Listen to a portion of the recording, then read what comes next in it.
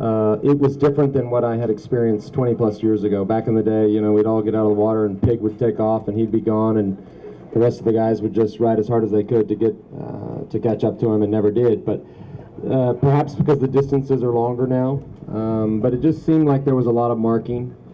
I was in a I truly felt like a fish out of water. I was just there to learn and watch everybody, so I didn't want to do anything crazy, so to speak. I wanted to stay within myself, and the one rule I had, or the one thing I told myself, is I have to leave here having had a good experience. I mean, I could see myself literally walking on the run, and I didn't want to be in that place, so I just sat back and watched, and when Chris took off, I followed, and that was the move that made the selection. But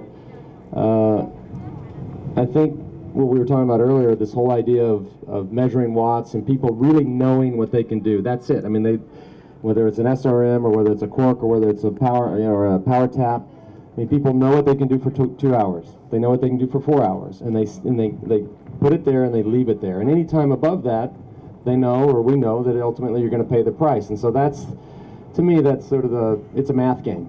And but still, for a while, people are together, and you know, maybe my presence changes that. People realize that if I do get a gap, they're going to have to either let me go or take some risks and try to stay with. But the bottom line is we all have to come back into this concrete parking lot and put on running shoes and run a half marathon. And so we all have to think about that. So if it is really tactical and people are attacking you, you're just going to stick to your wattage and stay with that, or?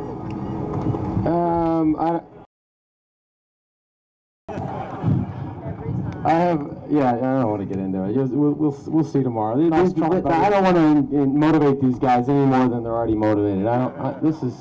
That's a setup. But yeah, I mean, my goal here, I will tell you, my goal here is to be better than I was in Panama. And when I say better, I don't mean I got second in Panama, so that doesn't mean I want to finish first. That means that I need to be a better athlete or be a better individual athlete tomorrow than I was in Panama. So if I averaged X in Panama, I'd like to average X plus some. If I ran 550s in Panama, I'd like to run 540s. I mean, I need to improve personally just to know that this is going the right direction. If that means I get first or second or 12th, that's okay. But I have to make an improvement from that effort. I don't have to, but I'd like to.